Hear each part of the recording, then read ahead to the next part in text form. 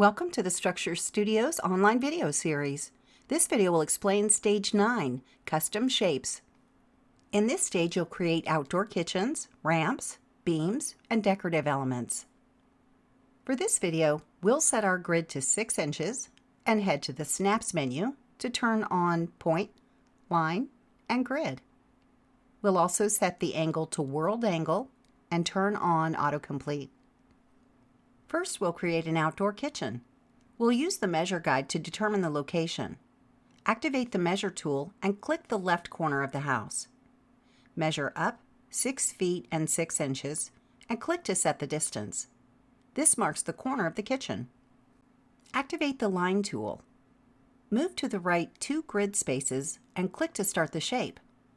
Move your mouse to the right 2 feet 6 inches and click. Draw up 7 feet and click. Next, go to the right 7 feet and click. Then move up 2 feet 6 inches and click. Now left 9 feet 6 inches and click. We can now click on the last point or press Enter to complete the outdoor kitchen. In the panel, we want to make sure our shape is set to shape. We'll set the height of our outdoor kitchen to 3 feet. Any shapes drawn in this stage can be switched between a custom shape and pergola at any time. Let's take a look at our kitchen in 3D. We'll first add a countertop to our shape. When the lip style is set to None, the custom shape is flush. When we select a lip style in the drop-down, a countertop is added.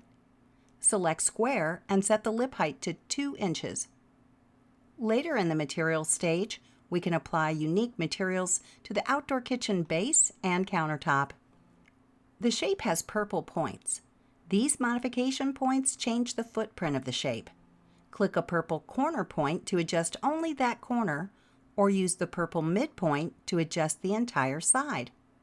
We'll leave the footprint of our kitchen as we drew it and head back to 2D to add a bar height countertop. First, open the Grid menu and set the grid to 3 inches. Next, activate the Rectangle tool. Left-click the top right corner of the outdoor kitchen. Move the mouse across the length of the kitchen, then up 3 inches and click to create the wall. In the panel, set the height to 3 feet 4 inches and lip style to None since we want the wall to be flush. Now we'll draw the bar countertop. Click the left corner of the outdoor kitchen. Move the mouse across the length of the kitchen, then up 18 inches. Click to create the shape. Set the height to 2 inches since this piece is only the countertop. Then set the lip style to Square to match the rest of the kitchen. Let's head back to 3D to see how it looks. Our countertop is on the ground because auto elevation is on. In the panel, turn off auto elevation and set the elevation to 3 feet 4 inches. This will place the countertop on top of the wall. The bar area looks great. Let's head back to 2D to add a hole for the sink. To create the sink, select the L-shaped base and activate the Carve tool. When the Carve tool is active, a blue border surrounds the 2D grid and the shape we're going to carve is highlighted by a green border. We use our drawing tools to create the carve. Activate the Rectangle tool. Our sink will face the bar area. From the inside corner of the kitchen, move to the right 4 grid spaces and up 2 grid spaces. Click to start the shape. Move the mouse to the right 1 foot, then up 1 foot, and click to create the hole. In the panel, set the lip style of the carve to None.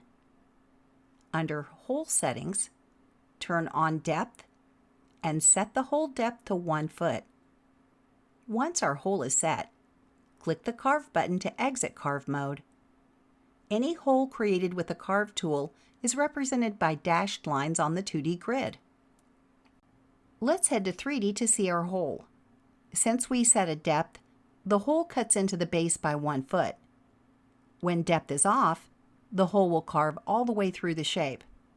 Later in the plants and items stage, we'll add the sink, grill, and doors to complete our kitchen. With custom shapes, We can also create decorative elements such as a band of stone veneer around the bottom of the house. Let's head back to 2D to add it. Activate the rectangle tool. Click the left corner of the house. Move the mouse to the right 20 feet, then up 3 inches. Click to create the band. Set the height to 3 feet. This will place the stone right under our windows. Now we'll add a band on the right side. Click the right corner of the house. Move your mouse to the left 15 feet, then up 3 inches. Click to create the band on this side. Let's head to 3D to see how they look. When a custom shape is selected, the gizmo has blue, red, and green arrows active. This means the shape can be moved in any direction. Let's create a copy of this shape to review the unique features of this stage. Custom shapes can be copied in both 2D and 3D. Hold down Shift and drag your mouse to create a copy. When the new shape is on your cursor, click to place it. We adjust the elevation of the shape with the blue arrow. This will turn off auto elevation and the value will update in the box in the panel. Once we turn auto elevation back on, the shape returns to the default elevation. The green arrow moves the shape forward and back, and the red arrow moves the shape from left to right. As we move the shape, we see measure guides showing the distance to the next shape. When we activate the Rotate tool, the blue, red, and green arrows update to show the directions we can move the shape. The blue Rotate arrow rotates the shape. The red and green arrows tilt the shape. As you hover your mouse over the arrow, you can type in the degrees to rotate the shape. To undo any change, press Reset under Object Modification. In the Snaps menu, we have our angle snap set to World Angle. This has the shape snap in 45-degree angles. When you set Angle Snap to None, as you rotate, there is total freedom of movement. We can also adjust rotation in the Object Info menu. Each rotation corresponds to one of the arrows on the 3D gizmo. The X-axis is red, the Y-axis is green, and the Z-axis is blue. Type 90 in rotation Z, and our wall rotates 90 degrees. Once the shape has been rotated, the number in the Rotate box will return to 0. This makes it easy to rotate a shape multiple times. Now we'll delete and head back to 2D to draw a ramp to our deck. Activate the Rectangle tool. Left-click the right corner of the house next to the deck. Hold down Shift to create a perfect square. Move your mouse until the square is 5 feet on all sides and click to create the shape. Set the height to 1 inch and lip style to none. But how do we turn this into a ramp? In the panel below Height is the point toggle. This option allows us to assign different heights to each point of the shape. We want the ramp to start level with the deck and slope down. Activate the Move tool. Click the top left endpoint and set the point to 1 foot 9 inches. When point is active, we see the height of each point update on the grid.